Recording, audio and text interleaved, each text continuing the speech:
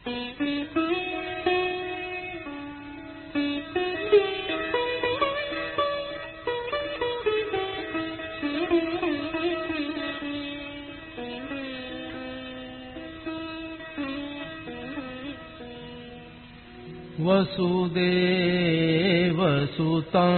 देवं कंसचाणूरमर्दनम् देवकी परमानन्दं कृष्णं वन्दे जगद्गुरुम्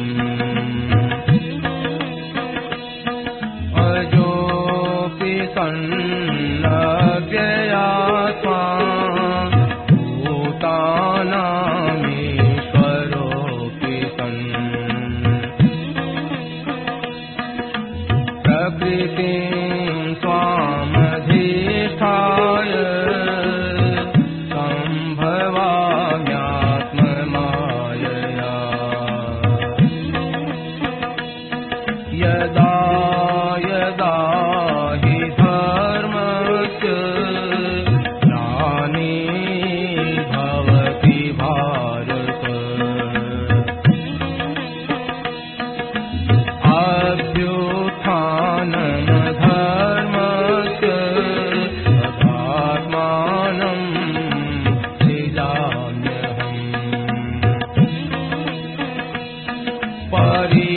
परित्राणाय साधूनां विनाशाय दुष्कृताम् धर्म संस्थापनार्थाय सम्भवामि युगे युगे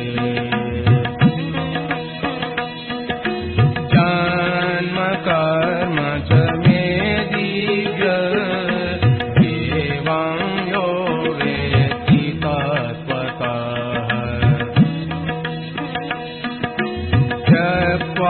देहं पुनर्जन्म नयति मामेति सोऽर्जुन वीतराग भय क्रोधा मन्मया मामुपाश्रिताः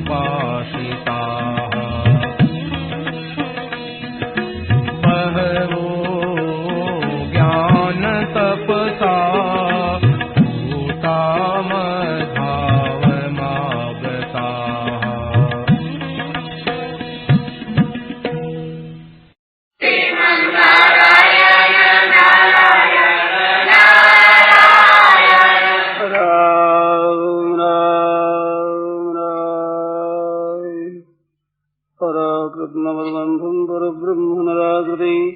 सौंदर्यसार सर्वस्वं वन्दे नन्दात्मजं प्रपन्नपारिजाताय तोत्रवेत्रैकपाणये ज्ञानमुद्राय कृष्णाय गीतामृतदुहे नमः। वसुदेवसुतं देवं कंसचाणूरमर्दनं देवकी परमानन्दं कृष्णं वन्दे जगद्गुरुम् वंशी विभूषितकरान्नवनीरदाभात् पीताम्बरादरुणबिम्बफलाधरोष्ठात् पूर्णेन्दुसुन्दरमुखादरविन्दनेत्रात् कृष्णात् परं किमपि तत्त्वमहं न जाने। हरि ओं नमो परमात्मने नमस्ते गोविन्दाय नमो नमः।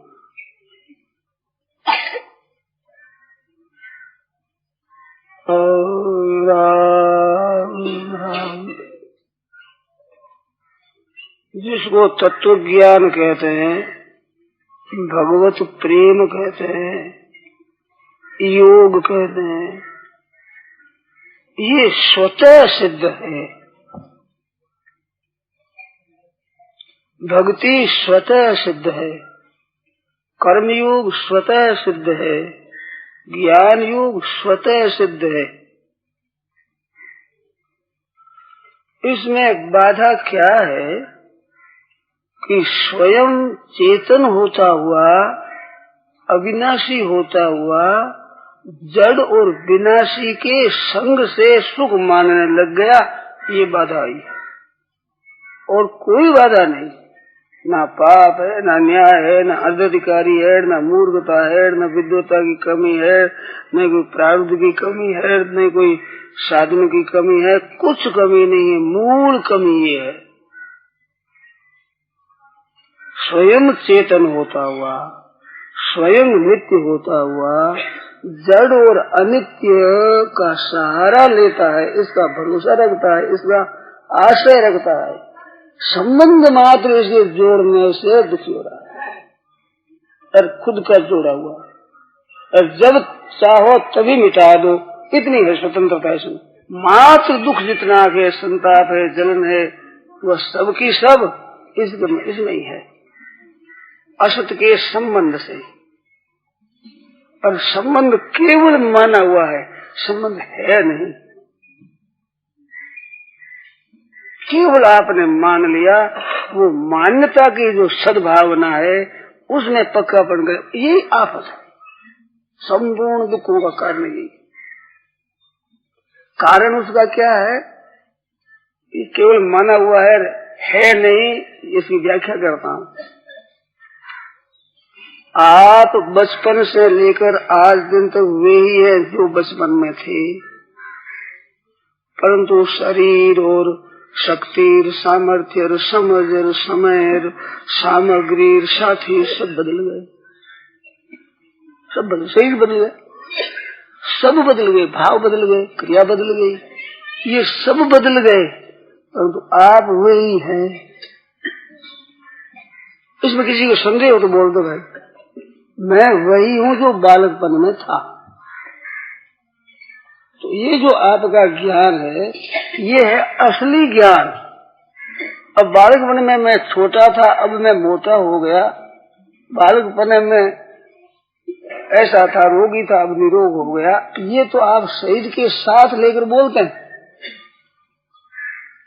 परंतु इसको साथ में न लें तो मैं वही हूँ जो बालकपन में था। इस वास्ते आप में परिवर्तन नहीं हुआ है। आप जिसके साथ मिल जाते हैं उसके परिवर्तन को अपने में परिवर्तन मान लेते हैं। इस वास्ते आप कहते मैं बालक हूँ, मैं जवान हूँ, मैं बुढ़ा हूँ, मैं रोगी हूँ, निरोग हूँ। आप में ये चीज है नहीं, ये प्रत्यक्ष अनुभव है। कैसे कि आप बालकपन को जानते हैं, जवानी को भी जानते हैं, वृद्धावस्था होगी तो उसको भी आप जानते हैं, आप सौम्य वृत्ति को जानते हैं, क्रूर वृत्ति को भी जानते हैं, आप जिज्ञासा को भी जानते हैं, मूर्खता को भी जानते हैं, विद्युत्ता को भी जानते हैं, महान मूर्खता को भी आप जानते हैं, समझदारी को भी जानते हैं, बेसमझी को जानते हैं। ये सच्ची है झूठी? एकदम सच्ची बात है। तो जिसको जानते हैं वो आपका स्वरूप नहीं है, आप जानने वाले हो। जानने में आने वाली वस्तु आपके साथ नहीं है, आप उसके साथ नहीं। ये खास चीज है, इसको विवेक कहते हैं। ये जो जानने में आने वाली वस्तु और जानने वाले को दो देखना, इसका नाम है विवेक। तो आप अलग हो, ये भी है, आप में विवेक भी है, किंतु विवेक का आदर नहीं कर रहे थे, विवेक को महत्व नहीं दे रहे हैं। संबंध को जो महत्व देते हैं, आदर देते हैं, वो विवेक को महत्व और आदर नहीं दे रहे। ये है गलती। और उस गलती में कारण है संयोग जन सुखासक्ति। संयोग से होने वाला सुख है वो छोड़ना नहीं चाहते, वो सुख लेना चाहते हैं। खास सब बीमारियां यहाँ आकर टिकी। एकदम भोग से सुख होगा, आराम मिलने से सही आराम से सुख होगा, रुपये पैसों से होगा, मान से सुख होगा, बढ़ाई से सुख होगा, वाह वाह से सुख होगा। ये एक वहम है, संयोग जन्म सुख। गीता कह रही ये ही संस्पर्श जाप होगा। जो संबंध जन्य जितने सुख है, कितने तरह के हो, दुख योने ये बिल्कुल दुख के कारण है, दुख की उत्पत्ति के स्थान है जितने सुख है। अभी एक प्रश्न आया कि तुम पुण्य सबका सब भगवान के अर्पण कर दो तो पाप भगवान माफ कर देंगे। ये कैसी बात है? बिल्कुल सच्ची बात है। अब ध्यान देंगे सच्ची कैसे है? भगवान माफ कर देंगे ये हम आस्तिक भाव से कहते हैं, नहीं तो आप पुण्य सबका सब भगवान के अर्पण कर दो, चाहे त्याग कर दो, दुख रहेगा नहीं। दुख में ताकत नहीं है रहने की। दुख सबका सब ये पुण्य और सुख है, इसके आश्रित बैठा है बेचारा। जैसे हमारे यहाँ से पृथ्वी अलग खसक जाए तो हम बैठ सकते हैं क्या? आधार नहीं रहेगा तो आधे किस पर रहेगा? ऐसे जो सुख की आशा है, सुख की लालसा है, सुख का भोग है, ये जो चीज हमारे में, इसके ऊपर संपूर्ण दुख है। और हमारे पुण्य है, हमारे शुभ कर्म है, अच्छे हैं, इसके ऊपर सब अशुभ कर्म टिके हुए हैं। जितने पुण्य है उसके आश्रित ही पाप है, जितने सुख की इच्छा सुख है उसके आश्रित ही सब दुख है। अरे सुख की आशा सर्वथा निकल जाए तो दुख नाम की कोई चीज रहेगी नहीं त्रिलोकी में, क्योंकि सुख की इच्छा आशा का नाम ही दूसरा दुख है, उसी का नाम है दुख। और दुख उसी को ही होता है जो सुख चाहता है। अब सुख की इच्छा का सर्वथा त्याग कर दे तो दुख नजीक नहीं आता। शरीर को चाहे काटा जाए, टुकड़ा टुकड़ा शरीर का कर दे तो दुख आरंभ नहीं होगा, दर्द होगा पर दुख नहीं होगा। सुख की इच्छा छोड़ते ही दुख होगा ही नहीं, किंचित मात्र दुख नहीं होगा। दुख और दर्द दो है, शरीर को काटा जाए तो दर्द तो होगा, दुख नहीं होगा। अब मेरी क्या दशा होगी, मैं कैसे जीऊंगा, कैसे मेरा काम चलेगा, ऐसा लोगों जो भीतर में या जलन और हलचल होती है उसका नाम है दुख। और दर्द जहाँ चोट लगती है वहाँ होता है, वो है दर्द, और ये है दुख। जब संयोग जन्य सुख की इच्छा नहीं रही, उसका त्याग कर दिया, सुख का त्याग सुख की इच्छा का ही त्याग कर दिया, तो ये कैसे होगा? हमारे निर्वाह कैसे होगा, हमारे काम कैसे चलाएगा? हाथ कट जाएगा तो क्या हो जाएगा, हमारे पीड़ होगी दूर कैसे हो, असहज पीड़ा न हो, काम हमारा चले, अंग हमारा ठीक रहे, इस इच्छा पर ही दुख अवलंबित है। ये इच्छा नहीं रहे तो दुख कुछ नहीं पहुंच, दुख नहीं पहुंच सकता। दर्द हो, दर्द जो हो गए, समझ गीला ठीक है, प्राण है इसमें, परंतु दुख नहीं होगा। क्या होगा और क्या नहीं होगा, ऐसे जो चिंता है ना, ये महान मूर्खता के ऊपर अवलंबित है। ये केवल मूर्खता के ऊपर अवलंबित है, शुद्ध मूर्खता, बढ़िया मूर्खता, केवल निखालस मूर्खता, केवल कोरी मूर्खता, उसके ऊपर अवलंबित है। अगर ये मिट जाए तो दुख कभी हो ही नहीं सकता। कभी भी किसी की ताकत एक दुख दे दे आपको, हो ही नहीं सकता दुख। ऐसे पुण्यों के पापों के ऊपर ही, पुण्यों के ऊपर ही पाप है। पुण्य का सर्वथा त्याग कर दे, पाप का भगवान को दे दे, पुण्य सबके सब पुण्य दे दे तो पाप नाम की चीज रहेगी ही नहीं। चाहे धन का लोभ हो, चाहे सुख का लोभ हो, चाहे पुण्य का लोभ हो, कुछ न कुछ इसके पाने की इच्छा से पाप होते, और इस इच्छा से ही पाप हुए हैं। उस इच्छा का ही त्याग कर दोगे, पाप बेचारा ठहरेगा कहाँ? जैसे सुख की इच्छा का त्याग करने पर दुख ठहर नहीं सकता, ऐसे पुण्य की इच्छा का त्याग करने पर पाप ठहर नहीं सकता। परंतु तो ये बात हरेक को कहने की नहीं है, क्योंकि हरेक आदमी समझेगा नहीं, उल्टा असर पकड़ लेगा। तो वो क्या है कि जितना आप शुभ को आदर देते हो ना, तो आदर करने के लिए तो अनुष्ठान के लिए तो शुभ को आदर दो, परंतु शुभ का महत्व अधिक बढ़ा दोगे तो अशुभ सब आ जाएगा आपके साथ। अशुभ का लोभ लग जाएगा शुभ का तो अशुभ आ जाएगा। उस लोभ के ऊपर में टिके हुए सब। इस वास्ते क्रिया में, आचरणों में शुभ ही हो, अशुभ कभी न हो। बन शुभ को महत्व न दिया जाए, अशुभ आएगा ही नहीं, आ ही नहीं सकता अशुभ, शक्ति नहीं है अशुभ में आने की। अशुभ है बेचारा, वो नित्य है ही नहीं, शुभ तो नित्य है। अशुभ की उम्र नहीं है, दुख की उम्र नहीं है, पाप की उम्र नहीं है, ये मुर्दे हैं, आरंभ और खत्म होते हैं अपने सामने कई दफे। शुभ की उम्र है, पुण्य की उम्र है, पाप की उम्र नहीं है, दुख की उम्र नहीं है, सुख की उम्र है, दोनों की उम्र नहीं है, असली आनंद की उम्र है, वो कभी नहीं मिटता, वो अमर है सदा। आनंद जो सच्चिदानंद आनंद है, वो आनंद अमर है। और संसार के सुख और दुख है, ये जोड़े गए, इनमें आधार सुख है, उसके आधार पर ही दुख है। जितने दुख होते हैं संसार में, सुख की इच्छा सर्वथा निकल जाए तो दुख कभी हो ही नहीं सकता। आप खूब विचार कर लेना, फिर प्रश्न कर लेना, अभी नहीं, खूब विचार करो, गहरा विचार करो। ऐसे ये जो अब कहा ना कि पुत्रेष्णा वित्तेष्णा लोकेष्णा, इसका त्याग कर दिया जाए तो जनार्दन आशु तुष्य थी। तो जनार्दन जो जल्दी राजी होते हैं, इसमें कारण क्या है कि हमारी आफत सदा के लिए मिट गई, इस बात की खुशी है भगवान की।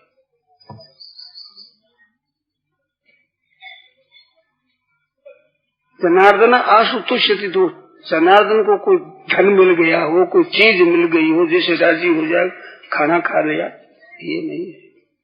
हमारा दुख मिट गया, बस सूर्यम सर्वभूताना, मात्र प्राणी के परम सूर्य परमात्मा है, उस प्राणी का दुख मिट गया, भगवान राजी हो जाए, ठीक ठीक ठीक काम हो गया हमारा, ये बात। तो उससे प्यासु जनार्दन बहुत जल्दी खुश हो जाते हैं। क्यों हो जाते हैं कि हमारा कल्याण हो जाएगा, इस बात खुश हो जाएंगे भगवान।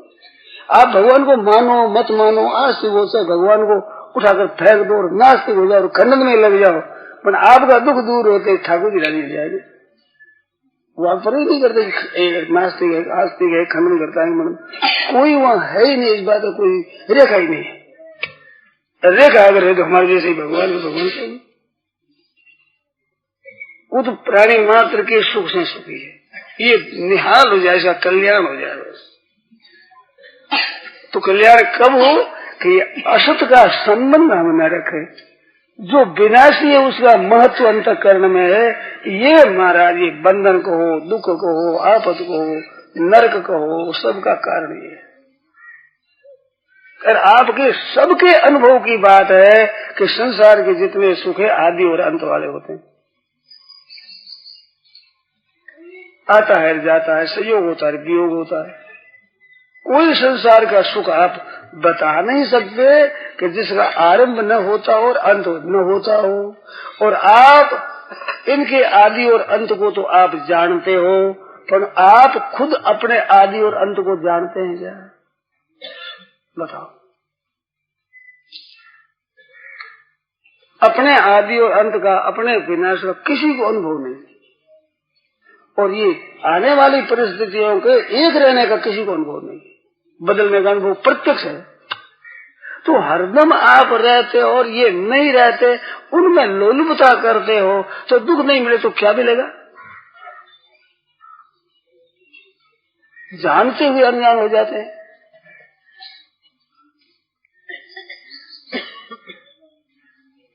कितने विलक्षण बात है। आप वही रहते हो, आपके सामने सुख आता है दुख आता है, और दुख आता है दुख जाता है, सुख आता है सुख जाता है। इनके आदि और अंत को आप जानते हो, केवल आदि और अंत के ऊपर ही आपकी दृष्टि है, आप अपने स्वरूप में स्थित हो जाओगे जरूर, संदेह नहीं। केवल संयोग वियोग पर दृष्टि रहती आई। आगमा पाइनो अनित्या सांस्थितिक्षस्व, आगमा पाइनो अनित्या सांस्थितिक्षस्व, और यंग ही न व्यथयन्त्येते पुरुषम पुरुषरसव सम दुख सुखम। उस सम दुख दोनों को देखने लगे, समझ जाओगे आप। सुख का भी आना जाना, दुख का भी आना जाना, आप देखोगे तटस्थ हो जाओगे, सुख दुख सम हो जाओ, सो अमृतत्व है कल्पते, वो मुक्ति का पात्र हो जाता है। मुक्ति हो गई तो उसको सुख दुख अलग हो गया, तो आदि और अंत को देखने लग गया, आप अलग हो गए। इतनी सीधी सरल बात। तो मैंने कहा ये बात हमारे अकल में आने लगी, हमारे को दिखती है बात साफ साफ, और इतना उत्साह है कि आप कोई भी शंका करें टिक नहीं सकेगी शंका, इतना निसंदिग्ध ये विषय है, संदेह नहीं है, साफ साफ दिखता है एकदम। ये दिखता इतना साफ नहीं, इतने में चश्मा लगाना दिखता, वो इतना साफ दिखता, आंख से इतना नहीं दिखता, वो साफ दिखता। असत के साथ संबंध जोड़ना ये अनर्थ का कारण है, और उसका संबंध मांगना और फिर असत को महत्व देना, दो चीज को, एक तो सुख भोग को, एक संग्रह को, ये महत्व देना महान मूर्खता है, महान मूर्खता है, महान मूर्खता। तो करें क्या?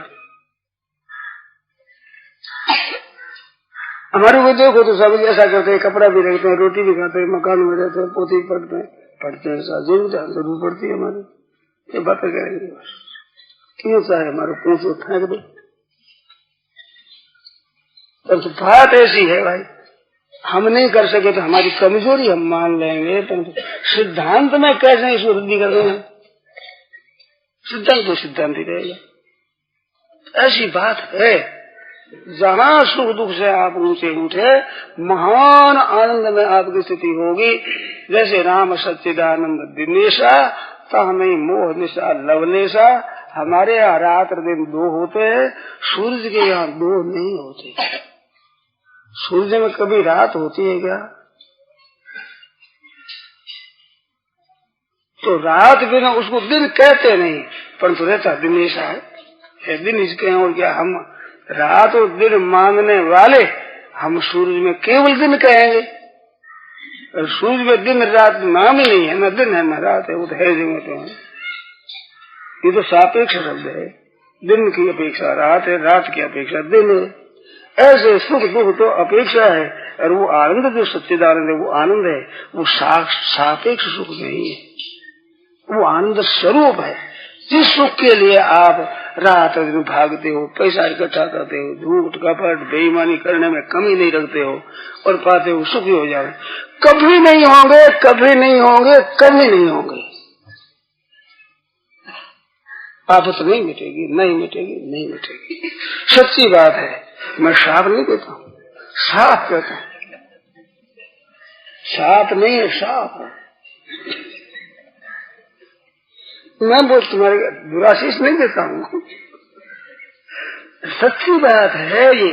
ऐसी जब तक ये वहम रहेगा कि धन होने से सुख हो जाएगा, भोग मिलने से सुख हो जाएगा, मान होने से सुख हो जाएगा, बढ़ाई होने से सुख हो जाएगा, ये जब तक वहम रहेगा तब तक सुखी हो नहीं सकते कभी,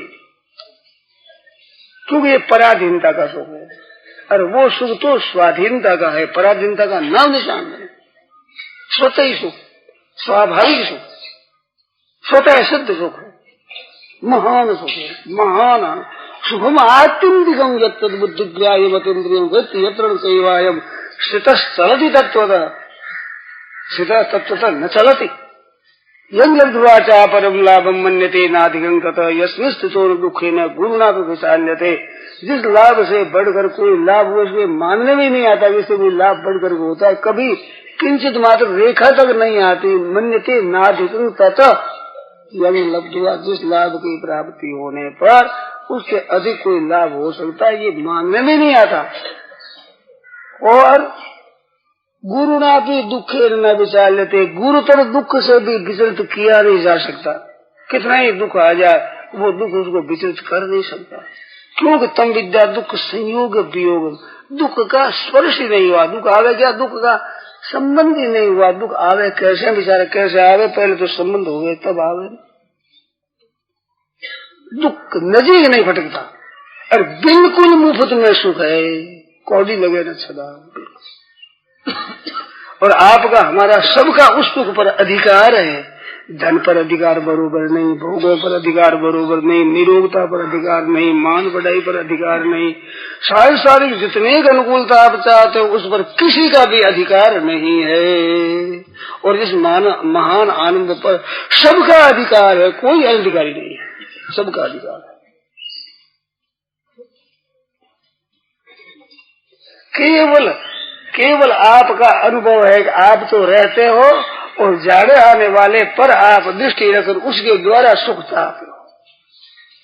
ये बीमारी। अब कहते ये बीमारी कह दो और कुछ कह दो, हमारे से तो छूटता है नहीं। अब ध्यान देना, ये आपका प्रश्न है। हो सकता है कि भाई कैसे कुछ कह दो, कितनी आप महिमा कर दो सुख की, कितने इनको कह दो दुखों का कारण दुख यो नहीं होते, जोड़ दे दो, पर हमारे तो छूटता नहीं। मैं आपसे एक बात पूछूं, मेरे यहाँ मन में ऐसी ऐसी बातें आती है, साधन कठिन है ही नहीं। आप जैसा चाहो तैसा साधन बता दूं और आपके मुख से स्वीकार करा लूं कि हाँ ये साधन मैं कर सकता हूँ और इससे मेरा कल्याण हो सकता है, ये दो बात आपके मुख से कहला लूं, ऐसी हिम्मत होती है मेरी, इतना उत्साह आता है। तो अब कहते हमारे ये अनुष्ठान में नहीं आती, क्या करे? तो मैं कहता हूँ अनुष्ठान मत आओ, परवाह मत करो। जो आप न कर सको उसके लिए करने का मैं नहीं कहता, बाध्य नहीं करता, नहीं कर सकते ठीक है। यद्यपि आप में सामर्थ्य का अभाव नहीं, कर सकते नहीं, शक्ति आप में है, परंतु तो आप कहते हो तो हम तो असमर्थ हैं। तो हमारा असमर्थ दो तरह का होता है, एक असमर्थ है जो कर नहीं सकता, कर ही नहीं सकता। जैसे मैंने देख दृष्टांत दिया था कि मकान को उठाकर इधर रख दो तो हम उठाकर रख सकते ही नहीं, एक तो वो असामर्थ्य होती है, और एक असामर्थ्य वो होती है जो कर सकते हैं और करना चाहते भी हैं और करने से ठीक भी होगा परंतु फिर भी नहीं करते। ये असामर्थ्य साधक की होती है। साधक की वो सामर्थ्य नहीं कि पहाड़ को इधर से उधर रख दो, ये असामर्थ्य नहीं है। साधक को करना चाहिए, साधक कर सकता है, करने की सामर्थ्य है, योग्यता है, कर सकता है और फिर भी करता नहीं, फिर भी कर सकता नहीं, चाहता हुआ भी चाहता भी ये करना फिर भी होता नहीं। ये असामर्थ्य साधक की होती है। ये असामर्थ्य वास्तविक असामर्थ्य नहीं है, ये बेसमझी की असामर्थ्य है, वो समझने से बढ़ जाएगी। ऐसा आपके हम त्याग नहीं कर सकते, बेशक आप त्याग न कर सकें।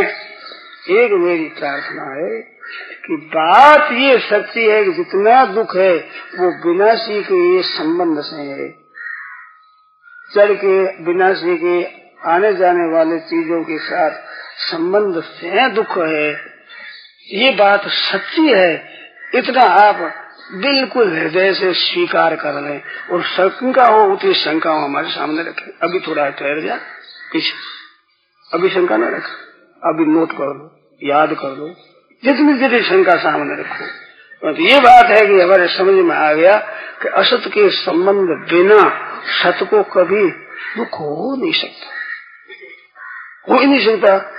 सत का अभाव नहीं होगा तो अभाव के बिना इच्छा कैसे होगी, और इच्छा के बिना इच्छा नहीं पूर्ति होगी, दुख कैसे होगा। और सत में कमी आती नहीं कभी, और कमी आए बिना इच्छा होती नहीं, और इच्छा हुए बिना इच्छा अपूर्ति का दुख होगा कैसे? दुख तो इच्छा हम चाहते जैसा नहीं होता, ये तो दुख है। और दुख क्या है? दुख तो इतना ही है, हम जैसा चाहते हैं वैसा नहीं होता। तो आपकी चाहना होती है तब ना दुख पैदा होता है। चाहना होती है सुख के लिए, उसके सुख के ऊपर ही तो दुख अवलंबित है। दुख की जड़ बुनियाद तो सुख की इच्छा ही है, और सुख की इच्छा केवल मूर्खता से है। एक कविता आती है, धन किस लिए तो चाहता खुद आप माला माल है, सिक्के सभी जिसमें बने तो वो महाटकसाल है। ये कहने की बात सीधी है पर वास्तव में बात समझा तो निहाल हो जाए। तू खुद माला माल है, तू है और ये नहीं है, ये नहीं को शक्ति तेने दी है, महत्व दिया है, इस वास्ते ये बड़ी दिखती है। ये इसमें खुद में बड़प्पन कुछ नहीं है, विनाशी है, तेरे सामने नष्ट होने वाली है। तो आपने महत्व दे दिया, इस वास्ते ये महत्व दिखता है इसका। इनमें ताकत नहीं है ठहरने की। आपने केवल संबंध जोड़ा असद के साथ, इस संबंध के कारण दुख हो रहा है असद, ये ठहरेगा नहीं। और संबंध जोड़ा है बिल्कुल मूर्खता से, कारण कि आप तो रहने वाला और ये सुख बहने वाला, एक क्षण भी टिकता नहीं और आप किसी क्षण भी मिटते नहीं, नित्य निरंतर है, ज्यों के त्यों रहते हो और एक क्षण भी ज्यों के त्यों ये रह नहीं सकता। शरीर, इंद्रिया, मन, बुद्धि, संसार, प्रकृति का कार्य एक रूप से कभी रहा नहीं, रहेगा नहीं, रह सकता नहीं, रहने की संभावना नहीं, हरदम बह रहा है और आप रह रहे हो। इनका संबंध कैसा हरदम ऐसा होता है, पर संबंध आपने मान रखा है, उससे शक्ति आप में आती है बंधन की और भागते हो। ट्राम देखी हमने कलकत्ता में, एक डंडा लगा रहता तार के ऊपर, तार के कर रहता बिजली का, उसके तार के यूं तार लगा, यहाँ गिड़गिड़ लगी रहती है, गोल चक्रीय बोलने गाड़ी, उसके ऊपर चार तार ये लगा रहता है। तो तार एक जगह तो रहता ही नहीं, परंतु बिजली की शक्ति निरंतर रहती है। ऐसे आपके साथ संसार का तो संबंध रहता नहीं, परंतु इसका दुख आपके निरंतर रहेगा, वो छोड़ेगा नहीं। अब ट्राम चलती है, इतना बेग उसमें है, चलती है और संबंध कर उड़ा रही है नहीं संबंध, संबंध बिना ही शक्ति आ गई। ऐसे संसार है, वो टिकता नहीं, एक क्षण प्रति क्षण नष्ट हो रहा है, परंतु आपने संबंध जोड़ लिया तो आप में शक्ति, उसमें धन की इच्छा है, मान की इच्छा है, पुत्रेष्णा, वित्तेष्णा, लोकेष्णा, नहीं क्या क्या है, ये सब आपने पकड़ ली। अब बिजली शक्ति आ गई, ये संबंध है नहीं, प्रति क्षण संबंध विच्छेद हुआ अपने, एक क्षण वियोग नहीं, प्रति क्षण वियोग हो रहा है, मैंने एक क्षण का भी वियोग नहीं, सदा साथ हो। और ये केवल आपका माना हुआ है, प्रकृति ने नहीं माना है, संसार ने नहीं माना है, शरीर ने नहीं माना है, मन बुद्धि इंद्रिया ने नहीं माना है, केवल आपने माना है। और आप जब छोड़ो तब छूट जाएगा, अरने नहीं छूटेगा। अहंकार की मूढ़ात्मा करता अहमेति मन्यते नहीं विकिंचित पूर्वमिति युक्तो मन्ये रहता, तो ऐसा मान ले, माना मतलब माना हुआ न मानो समझ जाते। सच्ची बात है, ये तमाशा नहीं है, खेल नहीं है, बहकाव नहीं है, आपको धोखा देना नहीं है, एकदम सच्ची बात है। तो जो विनाशी है उसका आश्रय लेते और उसके आश्रय से आप अपने में अच्छापन समझते हैं, ये भूल है खास। और विनाशी रहता है नहीं। अब जो ये सुख होता है, थोड़ी उसकी व्याख्या करें, सुख क्या है? सुख का त्याग कठिन हो रहा है और कुछ नहीं है, सुख का त्याग कठिन है, ऐसे बातों में समझ में आ जाएगी। पर वो सुख होता है, वो संयोग से होता है, वो संयोग जो बड़ा मीठा लगता है, वो छोड़ने में बड़ी कठिनता है, ये परवशता है, ये नाताकती कह दो, चाहे इसमें असमर्थता कह दो, कुछ है जो असामर्थ्य यहाँ है। अब देखना वो सुख क्या है। तीन बात बताई, सुख की आशा, सुख की इच्छा, इच्छा, आशा और भोग, ये तीन।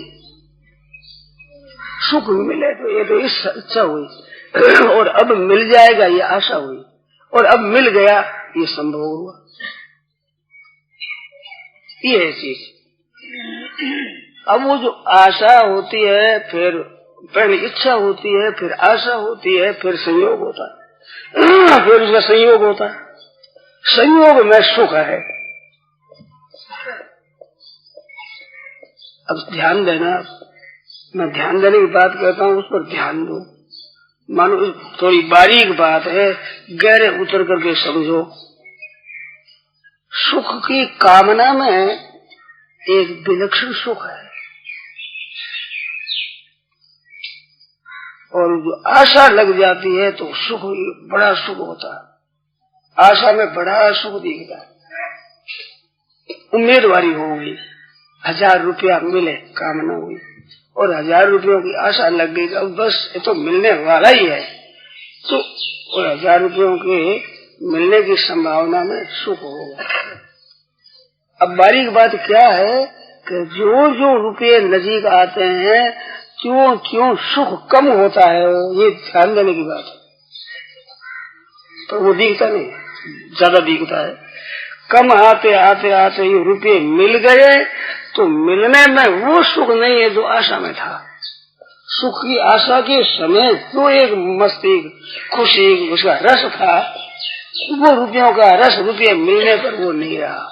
और 2-4 दिन पास में रह गया सुख। अब 10 दिन आपके पास रुपये रह गए, जिस दिन मिले उतना सुख है क्या? वो निष्पक्ष कह दीजिए ये बात बोले, कभी हमारा सुख रहता है? नहीं रहता है। तो सांसारिक पदार्थों की उम्मीदवारी में जो सुख होता है वो मिलने में नहीं, मिलने पर बिल्कुल नहीं। ये बिल्कुल वस्तु स्थिति है, इसमें कोई शंका हो तो बोलो। अभी वो शंका पीछे मिटा दे।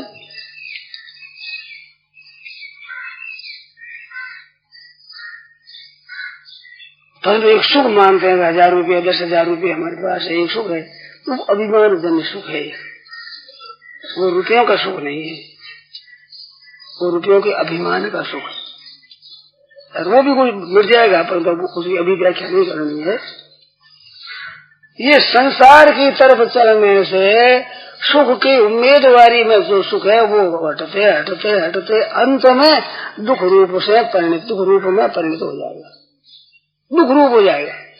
विषयेंद्रिय संयोगात यतद अग्रे अमृतोपमम परिणामे विषनिव तत्सुखम राजसं स्मृतम, वो राजस सुख होगा। परिणाम में दुख ही दुख होगा, सिवाय दुख के कुछ होने का नहीं है। और सुख की आशा और भीतर बढ़ जाएगी, सुख की लोलुपता और बढ़ जाएगी। वो जो संयोग में सुख लिया और पहले चिंतन किया है ना, वो चिंतन तो आपको याद रहेगा और पीछे दुख होता वो याद रहेगा नहीं, सुख नहीं रहता ये याद रहेगा नहीं। मनुष्य की बड़ी भारी गलती ये होती है कि संयोग में ये सुख मानता है और वियोग में दुख होता है, उस पर दृष्टि नहीं करती, उस पर दृष्टि करता ही नहीं। साधक होता है वो सुख पर दृष्टि नहीं करता है, वियोग होने पर जो परिणाम है उस पर दृष्टि करता है। परिणाम पर दृष्टि करने वाला साधक होता है और तात्काल दृष्टि वाला संसारी होता है।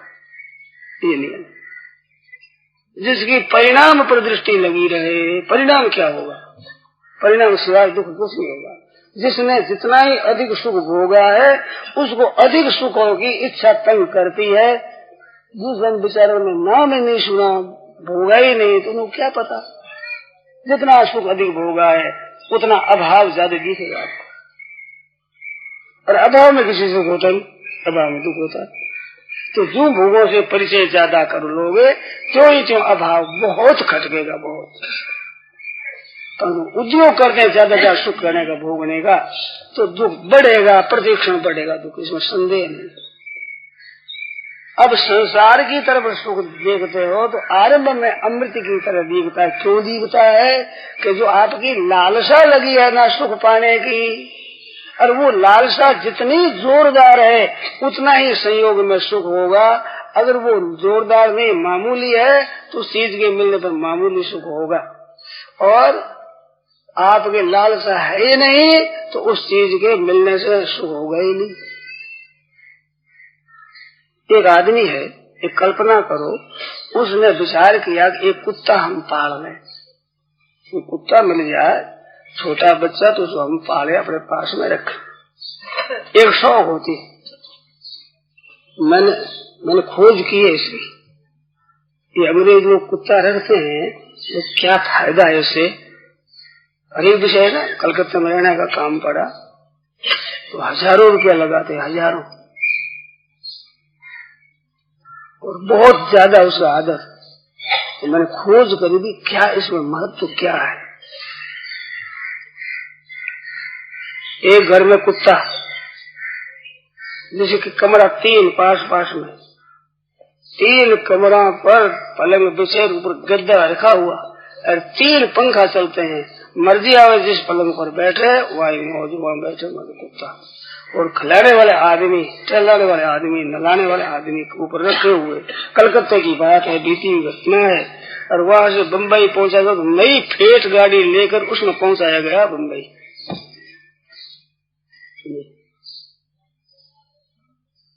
मनुष्य को भी इतना सुख बहुत कम को मिलता, घनों को नहीं मिलता।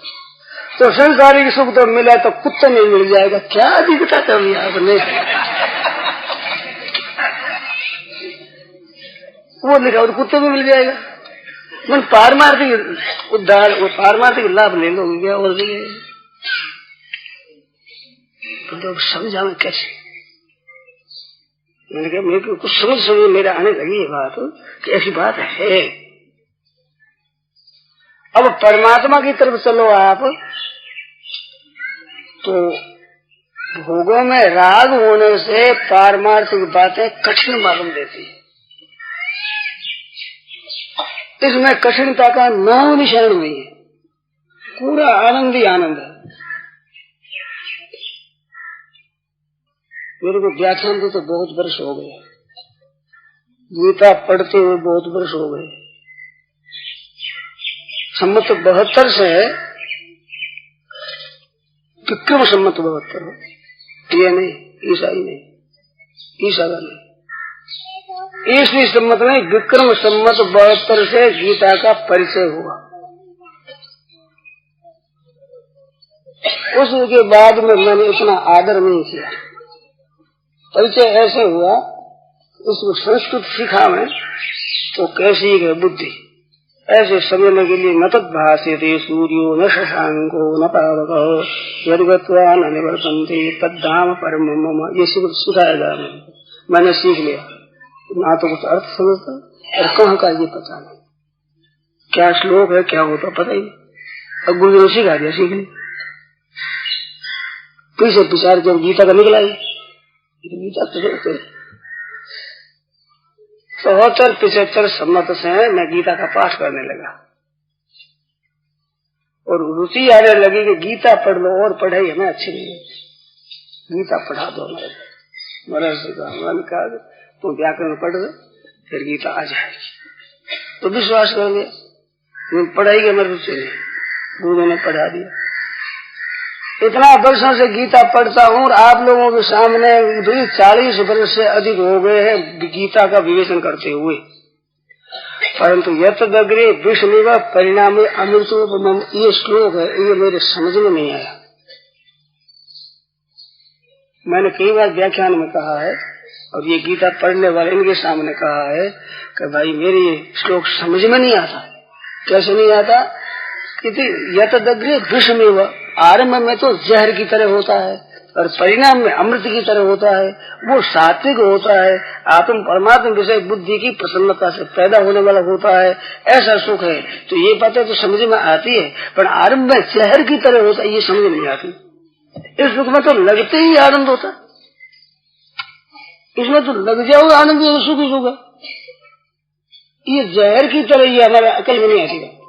कई तरह की अटकल लगाई, समझने की चेष्टा की, टीकाएं देखी, और अब 2-4 दिन से तो बहुत माथा पच्ची कर रहा हूँ, क्या चीज ये। तो अब थोड़ी थोड़ी समझ में आने लगी, थोड़ी थोड़ी इनके साथ करता हूँ ना बातें, तो बड़ी मदद मिलती है। तो विष की तरह कैसे होता है? तो ये तो बात हमने पहले सुन भी रखी है, पढ़ भी रखी है, विवेचन भी किया है। तो जैसे बालक है उसको पढ़ाया जाए तो पढ़ने के आरंभ में उसको विद्या बड़ी खराब लगती है, जहर की तरह लगती है, फिर पढ़ते पढ़ते अभ्यास हो जाता है। यतदग्रे विष्णु अभ्यासाद रमते यत्र, अभ्यास करते करते रमण करने लगता है, फिर विद्या अच्छी लगने लग जाती है। ये दृष्टांत देना समझाना तो मैंने बहुत किया है, सुना भी है, पढ़ा भी है, और समझ में नहीं आई। फिर वो समझ बात क्या होती है? आरंभ में जहर की तरह कैसे होती है? ये सुख के जहर की तरह होता ही नहीं कोई सुख, और सुख है जहर की तरह हो, असंभव बात है। सुख होता जहर की तरह लगता नहीं, जहर की तरह सुख होता नहीं, विरोध है। इस वजह से आरंभ में जहर की तरह वो सुख होता नहीं, हमारा अकल में नहीं बैठेगा। आपके बैठ के आप जानो, हमारे विषय में नहीं। अब इसमें खोज करी, विचार किया कि बात क्या है, तो एक बात मिली। यह तो इंद्रिय बताना कि आरंभ में, यद्यपि आरंभ में जहर की तरह होता है, विषम इव है, और यत तत् अग्रे लिखा है, यत तत् अग्रे विषमिव। अब इन शब्दों पर ध्यान देना, यत और तत् दो दिए शब्द इसमें साथ के साथ। तत्सुखम सात्विकम प्रोक्तम आत्मबुद्धि प्रसादजम, वहाँ तत्पद फेर दिया, यहाँ यत और तत् दिया, फिर वहाँ तत् दिया। तो वो तत् यत के साथ संबंध रखता है, और बीच में एक तत् और आ गया, यत तदग्रे विषमिव। तो यत तद अग्रे का अर्थ क्या हुआ? यत्न जो सुख, जिसका वर्णन करते हो 3 प्रकार का सुख होता है, सुखम चिदानंद त्रिविधु शरणु, जो भगवान ने कहा। अब वो सुख, यत सुख, जो सुख है, तत् करके क्या लेना कि उस सुख का अनुभव नहीं हुआ है, सात्विक सुख का अनुभव नहीं हुआ। तत् कहने का मतलब है परोक्ष, हमें बिल्कुल अनुभव में नहीं आया, ऐसा वो सुख है, तो अनुभव में तो आया नहीं। ग्रंथ कहते हैं, संत महात्मा कहते हैं, साधन करने वाले अच्छे अच्छे पुरुष कहते हैं कि इसमें बड़ा आनंद रहता है, भजन में बड़ा आनंद है, भजन ध्यान करने से निहाल हो जाए, तत्व ज्ञान से निहाल हो जाए, भक्ति से निहाल हो जाए, त्याग से निहाल हो जाए, ऐसी बातें सुनते हैं तो लोभ हो जाता है मन में, ऐसा अपने को मिलना चाहिए। परंतु संसार के पदार्थों के संयोग से होने वाला सुख है, वो तो हमने भोगा है, देखा है, और ये देखा नहीं, और उस सुख के लिए इसका त्याग करना पड़ता है, तो ये त्याग करने में कठिनता होती है। प्रत्यक्ष चीज धन है, संपत्ति, इसका सुख छोड़ कैसे दे? छोड़ देंगे तो मिलेगा क्या? अभी सफाया शून्य, कुछ नहीं। भजन ध्यान करो, जप करो, क्या फायदा है? राम राम राम राम, दिखता कुछ नहीं। ऐसी अवस्था में संयम कठिन लगता है। संग्रह किया हुआ है, उनको कहते सब रुपया दे दो, तो कठिन होता है, कैसे देते? हमें जीते इनका आधार पर कैसे देते? तो ये जो वहाँ सुख की आसक्ति है, जितनी वो ज्यादा सुख की आसक्ति होगी उतना ही दुख अधिक होगा, तो जितनी सुख की आसक्ति कम हो जाएगी उतना दुख कम होगा, फिर उसे दुख होगा ही नहीं। इस वास्ते तद अग्रे विषम इव कहा, दुष नहीं है, आरंभ में ही आनंद देने वाला है सात्विक सुख। त्याग में त्यागा शांति अनंतरम, अंतर नहीं पड़ता, तत्काल सुख होता है त्याग से, उसी क्षण। तो ये बिल्कुल सुख रूप ही है, परंतु संसार के भोगों में, आलस्य निद्रा प्रमाद में सुख भोगा हुआ है, वो त्याग करना पड़ता है, वो त्याग का दुख होता है। तो मन चाहता तो है नहीं, विचार द्वारा त्यागते हैं। जैसे भूख लगती है, रोटी खाते हैं सुख पूर्वक, पर दवाई लेते हैं, कड़वी दवाई है, गंध अच्छी नहीं है, काली काली कलूटी है, गंध ऐसी है, उसको ले लो, लेते तो आंखें मीच करके, दांत भींच करके गिट लेते हैं, परंतु अच्छी नहीं लगती, और तो फिर ले लेते हैं। क्यों ले लेते हैं? कि ठीक होगा। इसी तरह से हमारे भाई साधन करते हैं, जप करते हैं, कीर्तन करते हैं, अभ्यास करते हैं, मन लगाते हैं, क्योंकि अच्छा हो जाएगा, आगे हो जाएगा। इस बहम में बैठे बेचारे समय लगाते हैं, नहीं तो बड़ी मुश्किल होता है। अभी तो हमें मिलता नहीं, मिल सी कद मिल सी, क्या पता है, बहुत लोग होता जाता है, क्या मिलेगा पता नहीं। हमने देख लिया, हमारे साधु भी ऐसे मिले हैं, उन्होंने ऐसी बातें कही है मेरे सामने नहीं, और मैं कही हमने सब त्याग करके देख लिया, त्याग वाग कुछ सुख नहीं है, हमने देख लिया, करके देख लिया, ये त्याग किया, भूखा मरे, हम देख लिया।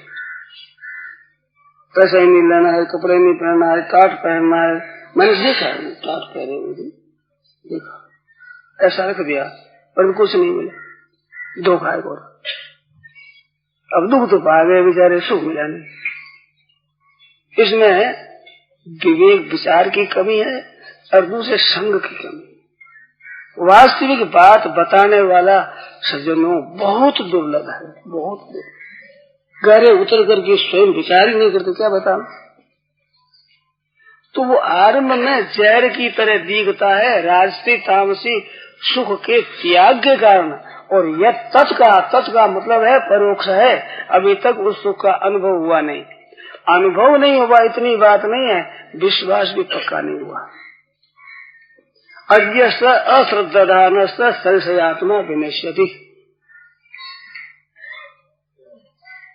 हमने गीता कथा सुनी थी, मेरे 1.5 मील दूर कथा होती थी, हम रोजाना जाते सुनने के लिए। खुद कथा करता था भागवत की और रामायण की, गीता की रामायण की कथा करता था। गीता की कथा होती सुनने को जाया करता, चुपचाप बैठ सुनकर आ जाएगा। वहां मैंने कथा सुनी, उस कथा में कई बातें मिली।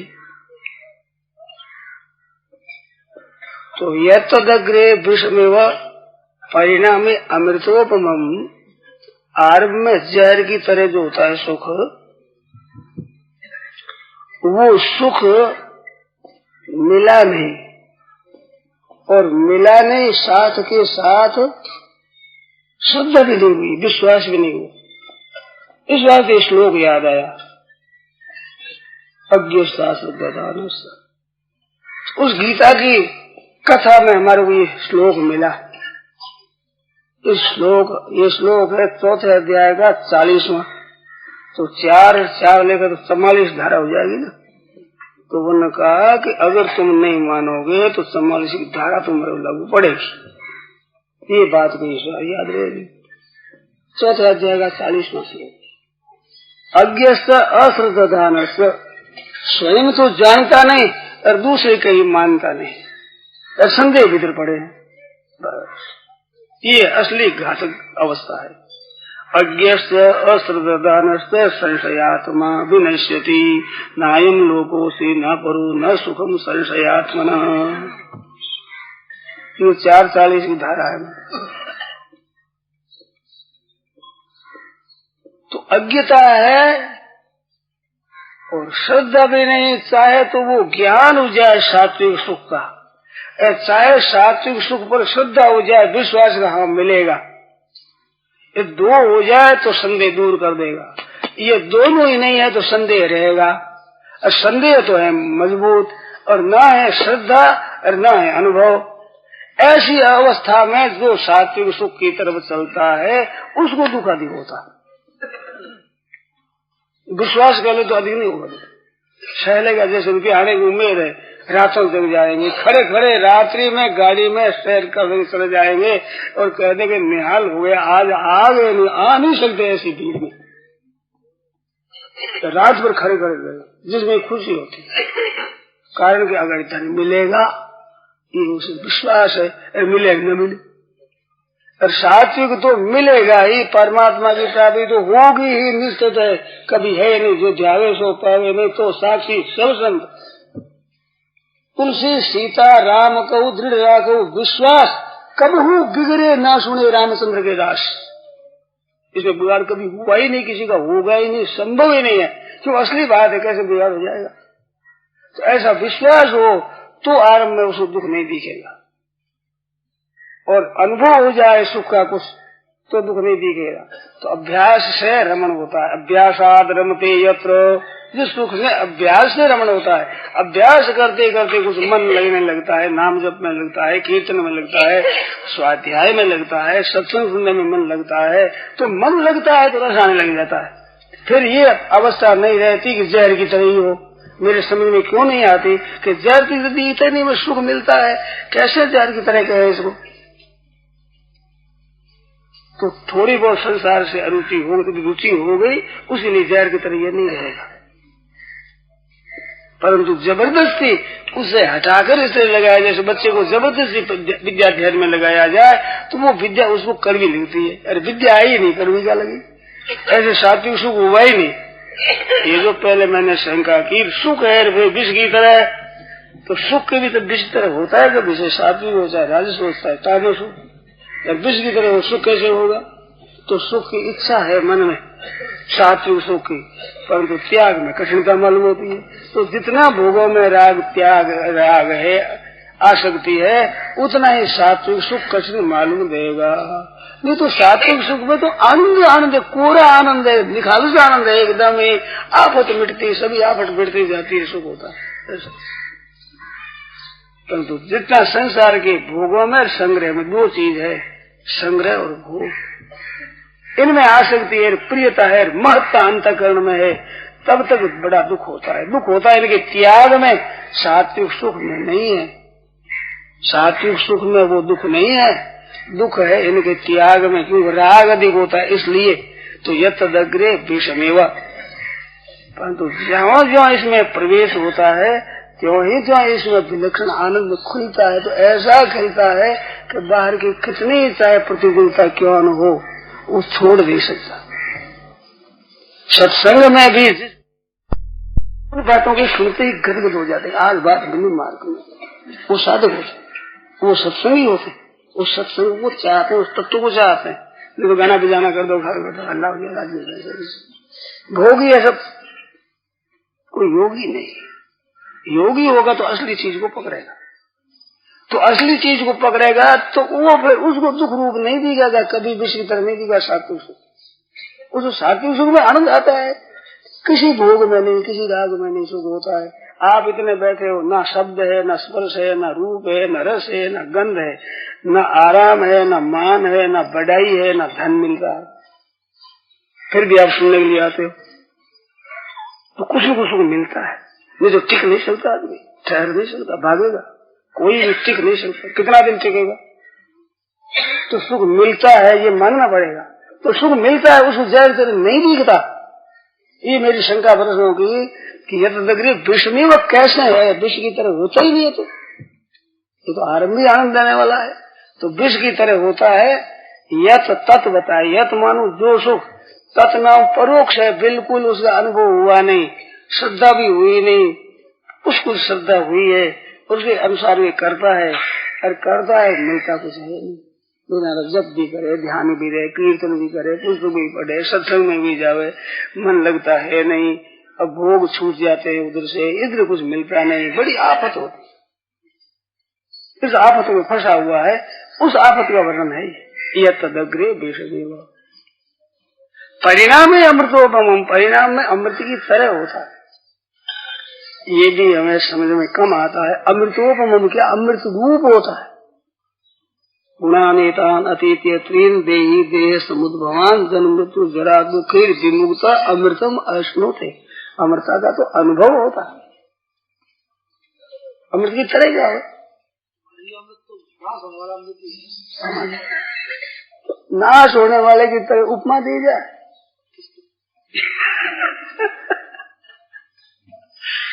मानो ये अभ्यास करने पर रमण होता है तो अमृत अमृत की तरह खुद को दिखेगा, मीठा दिखेगा, पर वो दिखता है वो मीठा अभी नहीं है, अभी मिलेगा तब पता लगेगा भाई।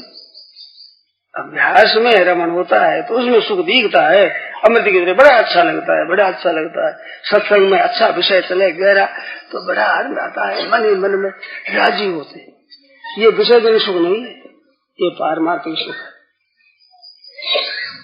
उसमें रस आता है, ठीक लगती है, बातें अच्छी लगती है, प्रिय लगती है, तो ये प्रेम है, तो ये अमृतोपम है।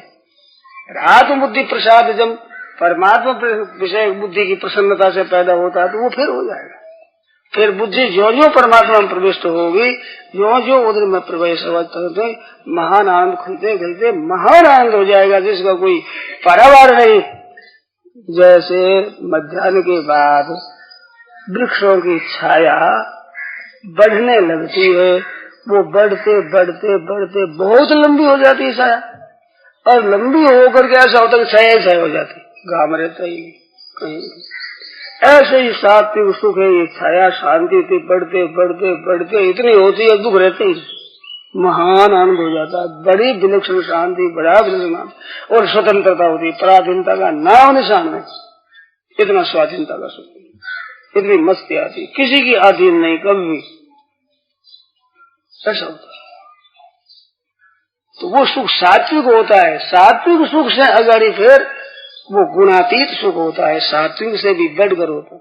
सात्विक सुख भी आत्म बुद्धि प्रसाद जन्य है, और वास्तविक सुख जन्य नहीं होता, और जन्य होता वो नित्य नहीं होता, और नित्य सुख जन्य नहीं होता। उसका वर्णन आया है 21वां श्लोक 6 अध्याय में। सुखम आत्यंतिकम, सुखम आत्यंतिकम यत्तद बुद्धिग्राह्य मतीन्द्रियम, 3 विशेष में दिया है। सुखम आत्यंतिकम, ये आत्म बुद्धि प्रसाद जन्य नहीं है, ये आत्यंतिक है, जन्य नहीं है, स्वतः सिद्ध है और आत्यंतिक है, इससे समान कोई नहीं है, आखिरी हद का है।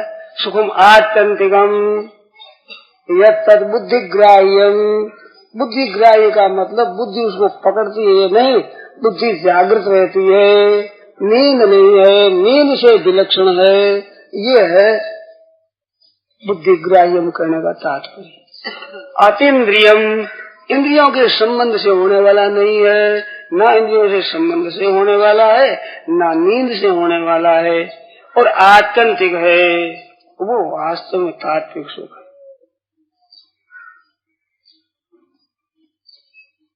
वेत्ति यत्र सेवादम स्थित चलती तत्वतः, इस सुख का अनुभव होता है, फिर तत्वतः न चलती, फिर चलायमान नहीं होगा, कभी नहीं होगा। उसमें ये बताया है कि अंगलब्ध वाचा परम, 22वां श्लोक, लाभ तो उससे बढ़कर होता नहीं, और दुख का संयोग ही नहीं, स्पर्श ही नहीं, दुख आ ही नहीं सकता। दुख का तो अत्यंत अभाव और आनंद के अत्यंत ही आनंद जिसमें कोई पारावार नहीं, ऐसा अपार असीम सुख ऐसा मिल जाता। तो अंत में वो सुख मिलता है सात्विक के बाद में गुणातीत का। तो गुणातीत का सुख मिले तब, ये आरंभ में जहर की तरह कैसे होता है, ना तो सात्विक सुख का अनुभव हुआ है, सत्संग भजन ध्यान द्वारा भी कुछ अनुभव हो जाएगा ना, तो फिर लग जाएगा। छोटा बच्चा होता है ना, उसको अन्न प्राशन कराते हैं, वो दूध, माँ का दूध ही पीता है। अब अन्न शुरू करते हैं तो खीर बना करके मीठा डाल करके होठ में लगा ले, ठीक है, ठीक दिखा, थूक दे, फिर भी माँ के दूध के समान नहीं लगता। वो भी मीठी बनावे, खीर बनावे, मीठी बनावे, फिर चटावे थोड़ी सी, ऐसे चाटते फिर अन्न खाने लग जाता। अब आज शेर खा जाते हो, तो सीखे ऐसे ही थे, ऐसे माँ सिखाती। इसी तरह से सात्विक सुख थोड़ा सत्संग करो तो आपके होठों पर वो लगेगा, मीठा है तो अच्छी बात है। करते करते आप हिल जाओगे, फिर तो हमारा छोड़ सकोगे नहीं कभी। दुकान कहती है कांटा पुरुष लावर बेला सावर खिंचाओ खाल साथी काची खाल से सब कुछ करा पीती में छुड़ाओ नंदलाल से, ये मत छोड़ो और सब कर लो, नाश लो जमीन सब, मेरे जीते जीते चमड़ी उतार लो, कितना ही दुख दे दो, सब दुख दे दो, परंतु भगवान को मत छुड़ाओ, या नहीं छूटो। ये दशा होती है, मैं ये दुख पहुंचता ही नहीं वहां, कितना ही दुख हो जाए, कितना ही अपमान हो जाए, दुख पहुंचता ही नहीं। ऐसा बिल्कुल आनंद होता है, ये बिल्कुल सच्ची बात है। आप लोगों को ज्यादा समझाने की आवश्यकता नहीं, क्योंकि सत्संग स्वाध्याय आदि के द्वारा आप इसको ले चुके हो। थोड़ा अन्नप्राशन शुरू हो गया, अन्नप्राशन पता लगेगा तो इतनी कृपा करो, ऐसी बात सच्ची है, ये बिल्कुल सच्ची है, ये जो संदेह नहीं, महान आनंद है। इतने ग्रंथ कहते हैं, संत महात्मा कहते हैं, भगवान कहते हैं, सब धोखा देने वाले हैं क्या? कोई धोखा देने वाला नहीं है, सबके सब परम सूर्य है, हमारे परम हितैषी वो कहते हैं। इस बात सच्ची है, महान आनंद है, एकदम विलक्षण आनंद। नारायण नारायण नारायण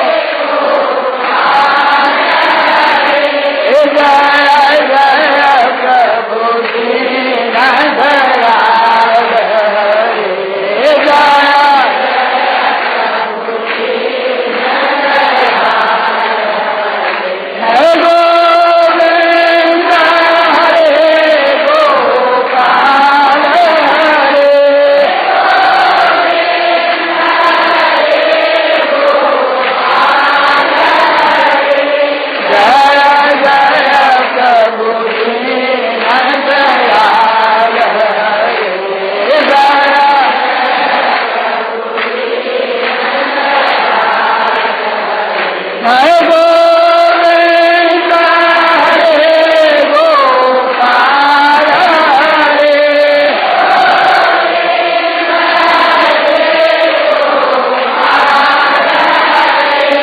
जय जय प्रभु दीन दयाल हरे जय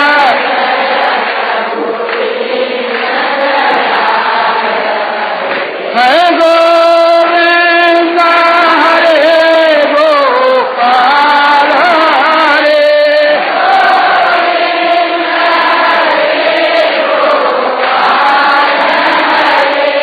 जय जय प्रभु दीन दयाल हरे जय